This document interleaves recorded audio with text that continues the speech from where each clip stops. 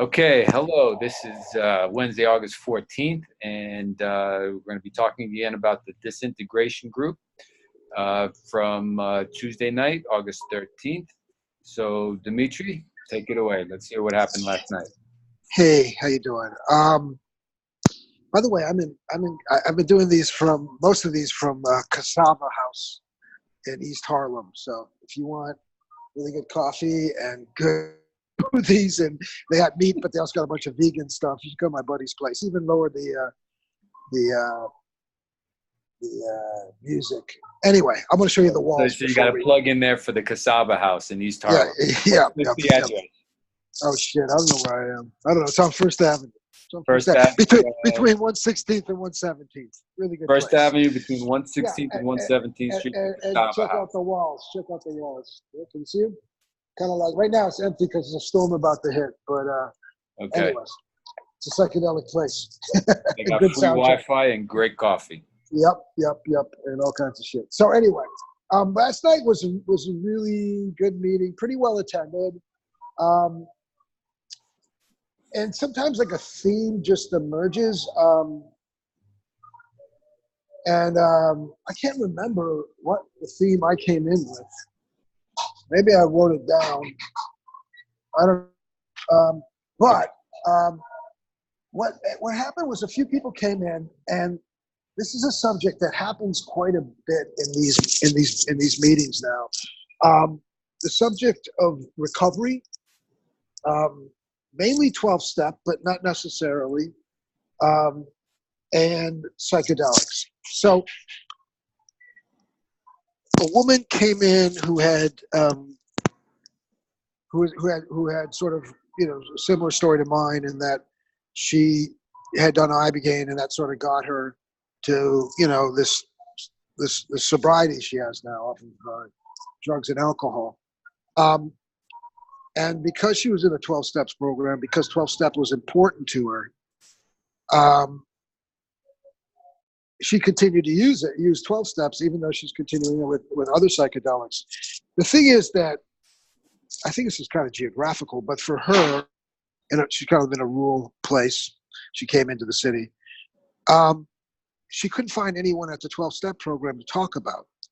There's this concept. Talk about the ibogaine. Talk about ibogaine, talk about ayahuasca, talk about deepening her recovery with the use of psychedelics, Okay. because it would be viewed as a relapse primarily. And she felt that she would be judged and shamed, which is something we got back to later. And then, as we sort of went around the room, there was a lot of folks that were either in 12-step recovery and using psychedelics, folks who were thinking of using psychedelics, and folks who were, that's the cook going out for a smoke. He told me he'd be right back. I wasn't just, that's Ron. He cooked his ass off. And then folks who were either in psychedelic recovery, in recovery and using psychedelics, people who were in recovery thinking about using psychedelics, or people who were in recovery for years, used psychedelics and felt that they had to leave. Either they felt they had to, or they just left on their own. They felt they had to leave the 12-step program because they were using generally psychedelics. 12-step programs view using psychedelics as a relapse. So that's an interesting question. The answer to that is generally yes. But so folks who don't know concept around 12 steps is that 12 steps, it's an abstinence-based, at least AA and NA, and then 12 steps is branched out. AA is for alcoholics, NA is for, drugs, Narcotics Anonymous, and then it's sort of branched out to include, other fellowships were around behaviors, shopping, gambling, sex, eating, all kinds of stuff. Okay, so there's a whole movement of 12 steps. And there's sort of this idea of abstinence, right? And so and not using drugs, and a drug is a drug is a drug. But some people don't know the history that Bill W., the founder of AA, had his white light experience, most probably on the drug belladonna. His white light experience was this experience where he felt this oneness with God, this sort of white light, and he didn't want to drink anymore. And then later on in his correspondence, with Huxley and other folks, he got interested in psychedelics and did acid several times and thought that LSD could be part of a 12-step recovery that would really be a boon to addicts, to alcoholics. So that's sort of the hidden history. Some people know it, some people don't. Some people think, oh, it was just this aberration. He's out smoking, just in case you want to know. Okay.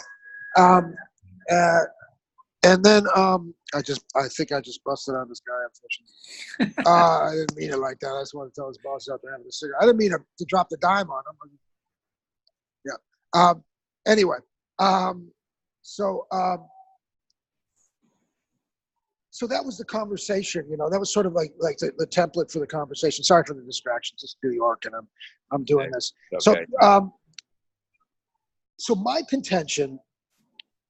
Well, let me talk a little bit about this woman. She had a sponsor, and I'm kind of talking for people who haven't been in 12 steps, which I guess this part of the conversation could be interesting, but so I'll try to fill it in for them. A sponsor is someone who sort of walks you through the program, not your therapist, not your boss, but someone who's been in the program and will sort of walk you through your recovery and the steps, 1, 2, 3 to 12, right? And so she had this sponsor who she absolutely adored and she was very close to, but couldn't share with her the incredibly important part of her life. And so then we went around the table and went around the room, and the folks that were in recovery, there was a guy there who hadn't done psychedelics since 1982, was in AA for 30-something years, and just felt that there was something missing. He wanted to continue his healing, and he was healing from some pretty significant abuse. Another guy who, and what he said was that he didn't consider it anybody's fucking business. This is an old school AA guy. Okay.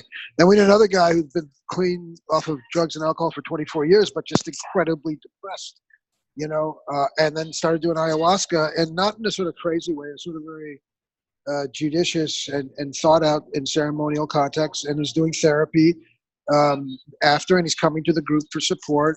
And he hadn't been to a AA meeting since he started the ayahuasca, because he was afraid that he would be judged and shamed, and so he didn't go. But he expressed this thing that he missed he missed the fellowship of it.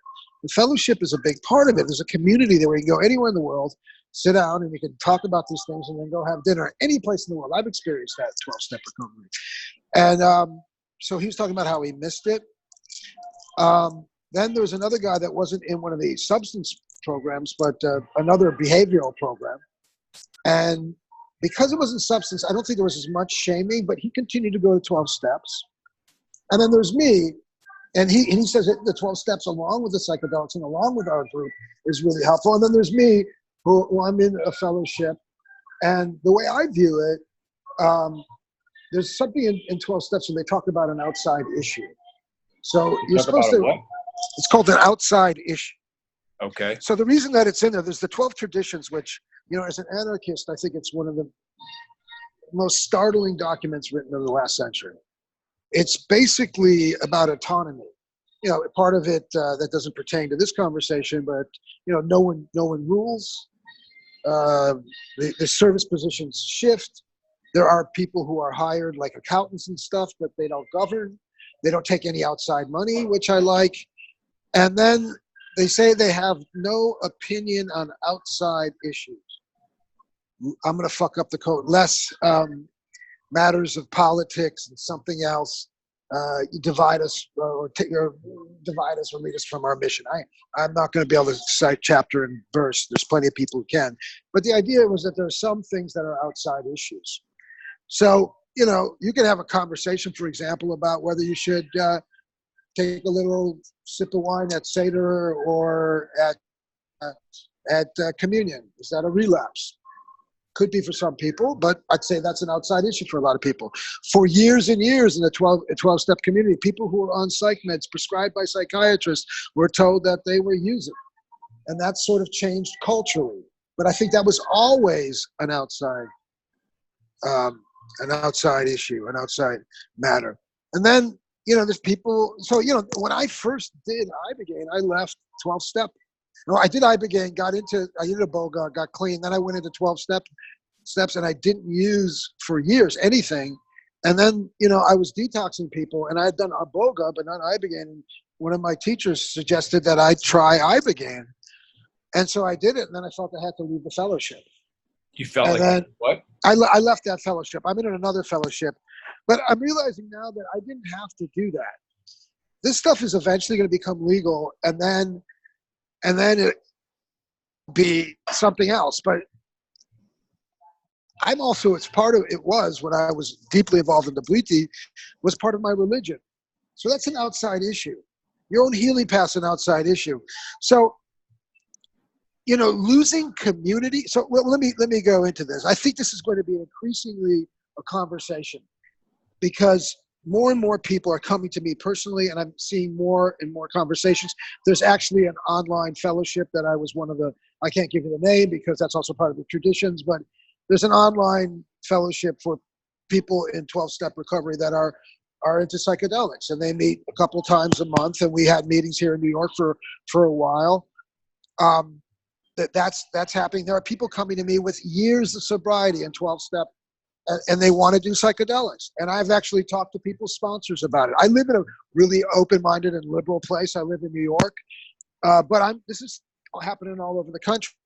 For folks who are watching, go and look for 12-step psychedelics out there. I can't give the name of the fellowship because that would break the traditions, but it's out there, and I'm getting increasingly asked about this in meetings because people know what I do. Incidentally, I've never been shamed in a meeting in New York or in Detroit when I was in Detroit, when I told them how I got there. But it's out there. And I think the combination, even Howard Lutzoff said that the combination of Ibogaine and 12 steps was an amazing combination. Myself, as I've gone through the 12-step process, and I can't tell you what fellowship I am in, again, there's a psychedelic one and another one.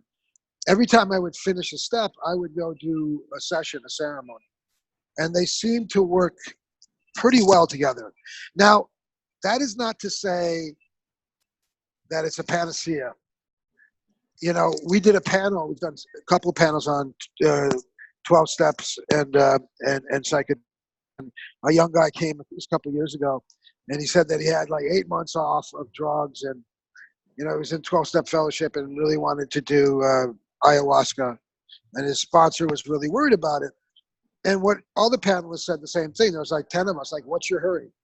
You got 9 months. Take it easy. Go slow. It's not like folks, especially if they're in a 12-step program that involves drugs or alcohol, shouldn't be really cautious and judicious about this, because it could involve their life. It could involve, breaking sobriety. And so I don't take it lightly. But for those who have been in the process for years and have sobriety and are considering it, I think we're getting more and more people looking into it, and I think it's going to be growing. I'm going to be doing a retreat probably with, sometime in early 2020 or mid 2020. That is just going to be psychedelics and recovery. And not detoxes, but people who are in recovery and are seeking to deepen the recovery. I think this will be a growing conversation and a deepening conversation, because more and more people are getting interested in this. And what that brought up was a whole other conversation around shame. So, the thing about the 12-step process, it's sort of made to like deal with shame, toxic shame, I should say. There was a difference. Someone sort of defined shame within the context of this conversation as self-hatred. And so there's toxic shame, and there's shame that is deserving. There's some shit you should be ashamed of. and like guilt too. Guilt is not a useless emotion. Guilt is thank God for guilt and shame. The thing, any emotion, most emotions, maybe other than joy, if it can become problematic and debilitating. And then there's cultural shame, which is a huge subject. cultural familial shame. So we started out by talking within the context of the 12-step recovery fellowships, that whole world, really. I'm writing my memoirs right now, and I'm realizing that a theme that is emerging is culture and the two sides. There's many sides, but like the two sort of dark and light. The beauty of culture, community, shared experience, music, art, literature, all that. And then the dark side, and the dark side is domination and shame. The dark side of culture in general, or are you talking about? Yeah, culture in general. There's not one damn culture. I think they're all pretty much the same. Some of them got better weapons, and through those better weapons, have like made a culture of domination completely. But within all cultures, you think a dark side is a common factor in all cultures? Every culture has a dark side. Yeah, well, every culture, because they're human. I mean, I think some of the sort of otherizing of indigenous people or people, particularly psychedelic communities, really blind. It's blind because you're making them other than human, something special. Everyone's got this. There's dark side in every goddamn culture. Consumer capitalist culture, of course, has a global implication and an implication, and we're pushing towards the brink. But that's another subject. But within this particular concept, and what happened last night, we started talking about the culture of shame in 12 steps, which is sort of built to address shame and to eliminate shame. And yet there it is. There's the group shame of someone not being clean, or someone's sobriety, or the way they're doing 12 steps. That's what folks do. You take this beautiful gospel of Christ, and which is about love and forgiveness, and Constantine took that image of persecution and put it on a shield, and then it became dominance and violence and shame. And you could also look into all other religions, Buddhism, heavy culture of shame, Buddhist community. So we talked about that culture of shame in 12 steps, even though it was sort of set up to deal with and work towards shame. And then I brought up the shaming in sort of New Age culture, healing culture, yoga culture, Tai Chi culture, psychedelic culture. This idea of being like sort of pure in your practice, never seeing darkness if it's some New Age bullshit. It's all in your head and the way you present it. That secret nonsense. That book, The Secret, the arch capitalist fucking manifesto, a book of shame. We're like reducing karma to like blame, stigmatizing, and then in the there's harm reduction shame, but in the psychedelic shame world of shame. So there is the cultural shame that from taking, actually not even taking, it happens sort of in the traditional context, whether that is South America, Central America, North America, Africa, where people take these medicines or these drugs.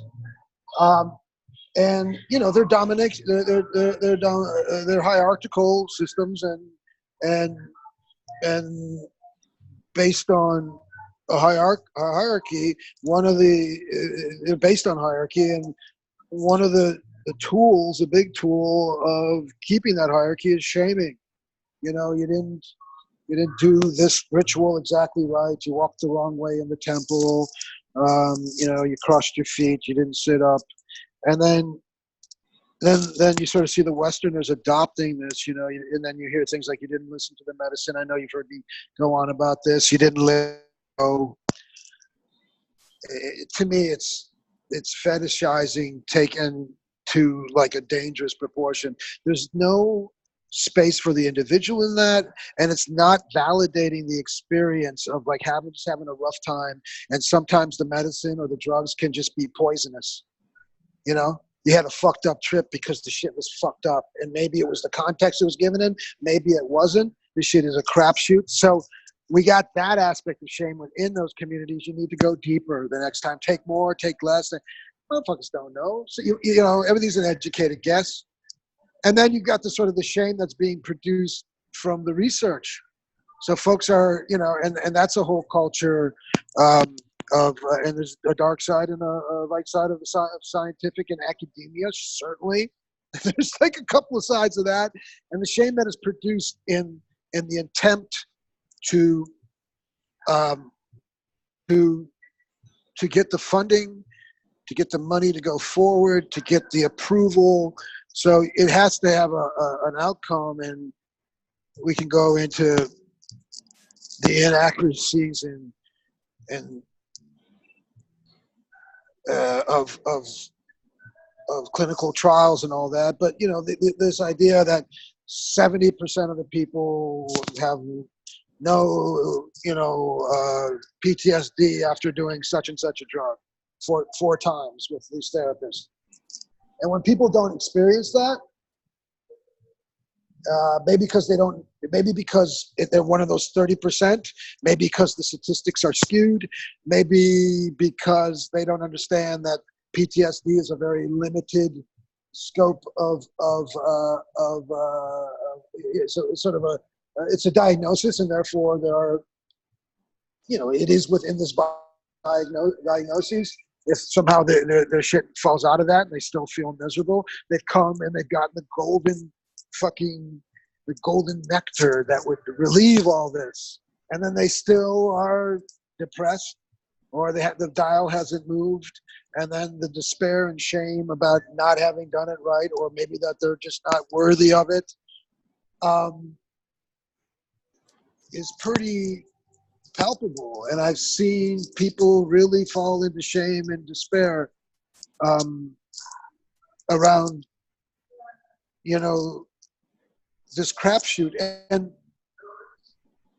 you know, the dark side of scientific, pop science is pretty dark too. That culture is very shaming and very myopic. So we had that conversation, and then how psychedelics have been able to relieve folks from shame, at least temporarily.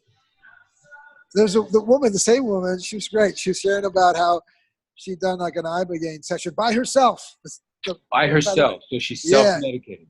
Yeah. Not for the detox, but she's done it a couple times. And right on, you know, don't do this at home, or do it at home, but like educate yourself. Could be dangerous, possibly deadly. It's on you. But she said that she realized that she didn't have any shame. She didn't have any shame during. It was gone for the first time in her life. During the experience or following the experience? She doesn't have any shame anymore. None. None. Now did she credit the Ibogaine for she does. I don't know, how would you say? Would you say achieving that? She does. She does. So she says the Ibogaine helped her to overcome the shame that she was feeling associated with anything in specific, or just like she identifies as an addict. So I mean, she identifies as an addict. Pick one. And the shame associated. Shame lifted. You know, and her depression's lifted. She's been at it for about a year and a half. I had to share with her not just with her, but with the room, because of this shaming quality. Because there are people there I know that were doing really good work in psychedelics and still feeling a lot of shame and depression. Now, would she say that it was just the Ibogaine? So the Ibogaine experience alone lifted the shame, or did she say that the Ibogaine was a catalyst to help her? You know, she does 12-step work. I don't know. She doesn't have it anymore. I don't know. I mean, it's, you know, but in that room there are other people who are in deep shame. I guess the question I'm asking is, like, is Ibogaine a magic bullet in the sense that you feel shame associated with identifying? And no, not at all. Because there's tons of, I know this personally. I know from working with people. I know there's tons of shaming within the Ibogaine community. I know that in Gabon, it's a very shame-based culture. You know, like every culture. and I see it all over the place, like shame of shaming your elders. That's part of it, shame of, not doing the Bwiti correctly, shame, Right. So would it so be it safe doesn't do to that. say that the Ibogaine was a catalyst along with other work that she was doing?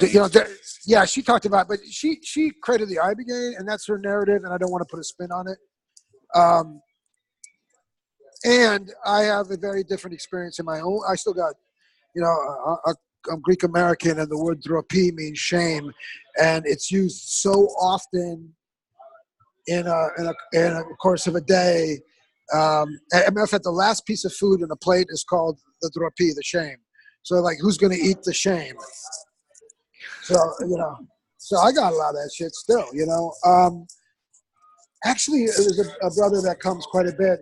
He identifies as LGBT. And a guy a little older than me, and he talked about like a great lifting of shame around his sexuality, especially having grown up in the age that. So there was a talk about that. Someone else related to that pretty. By the way, just as a side note, I've worked with a lot of people with psychedelics, Ibogaine and others, and there's a lot of folks that were closeted in terms of them being gay or queer or whatever you want to call it, and sort of realized it. I have not seen one gay person come in and realize they were straight. So I think that maybe actually Ibogaine Iboga makes people gay. So just I want to put it out there. Wait. Ibogaine makes people gay.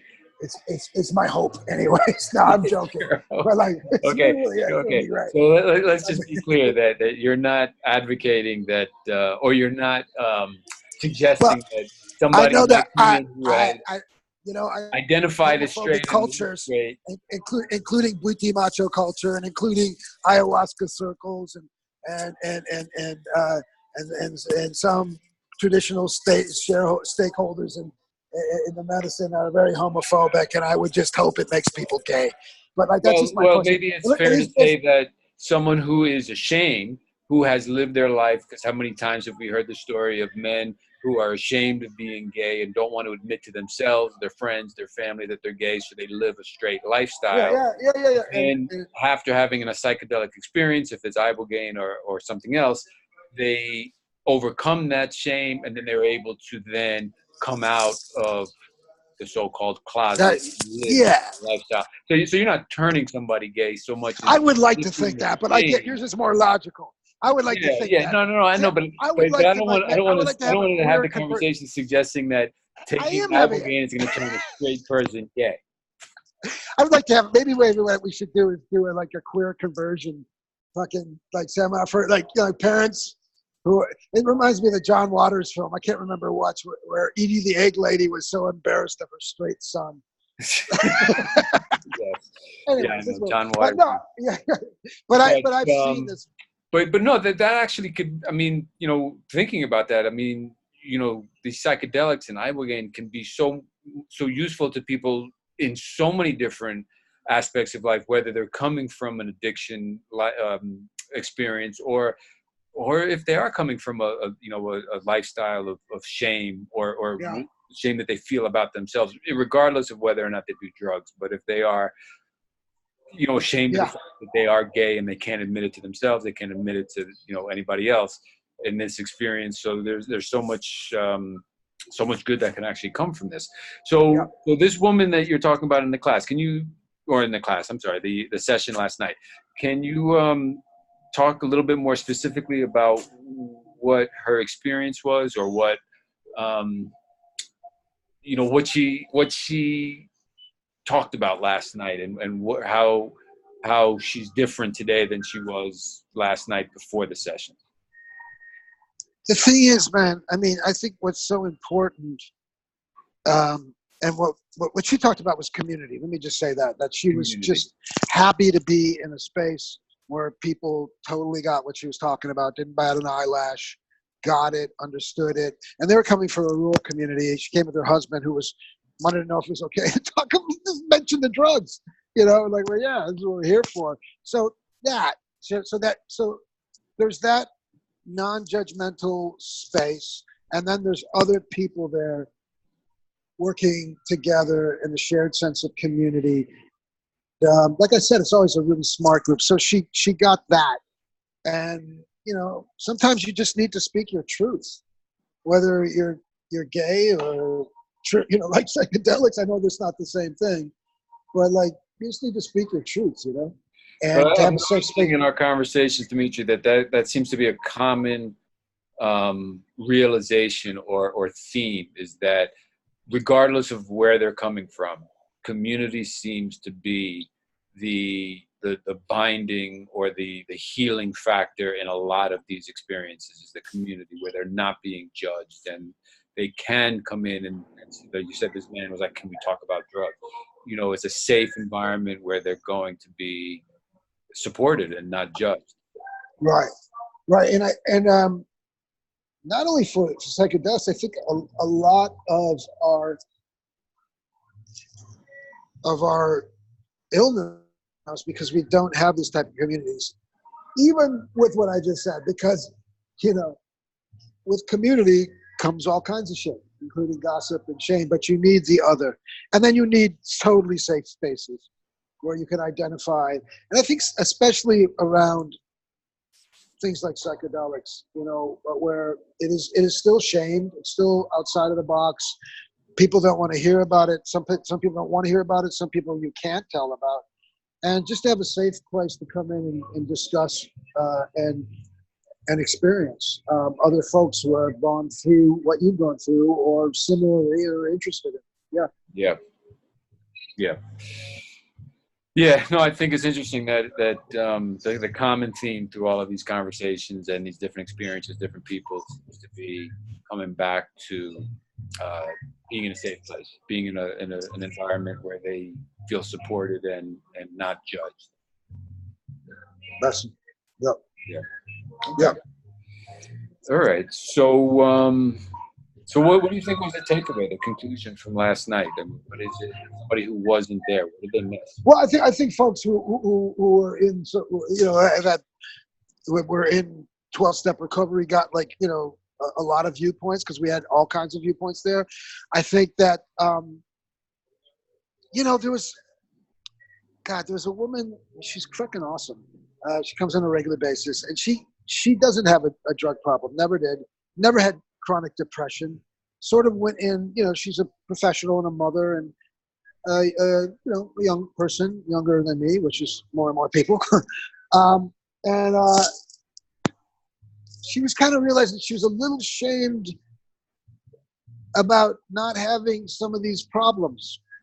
You know, so I get this. This is kind of interesting. I want to just point this out. There's some people come to me and they're like, well, my stuff is like, and she works with people who are going through a lot of shit. And so the idea is like, my life is okay. I don't really have a trauma that I came from, but I just want to, and it's sort of this shrinking away because we want to save all the room for somebody else. And, you know, and it's also, I think, with women a lot, you know, especially moms, but, you know, women in our cultures. So what was it that brought her to the group? How did she find the group? Oh, she's been coming for a while. She had a one psychedelic experience that was really fucking earth-shattering, and hasn't had one. Since that was about a year and a half ago, and she just needed a place to process it, and that's where she's been coming. So her experience was positive when you say earth. Ultimately, but it was fucking some gut-wrenching shit. Okay, but it was a difficult process to go through. I'm pretty sure. Okay. Yeah, but I think the takeaway was that, you know, that we can work through our shame, acknowledge what's happening and calling it what it is. As this one finally figured out, oh, that's what that is. That's shame. So wait, I'm sorry. I shouldn't be taking that time in it. The recording. The takeaway of anything. Hold the mic. Okay. Yeah, I got it. Is that good? Yeah, that's better.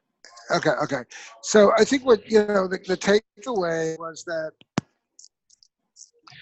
you know, we can work through our shame, but we need to know it's there and know where it is and know where it comes from and own it. You know, there's shaming of having shame, like this woman was talking about, and in sort of like positive cultures, you know, there's a shaming of that. So, yeah, we can work through. You know, I mean, people start talking about their own individual religious histories and cultural histories, and you know, it's a pretty diverse room.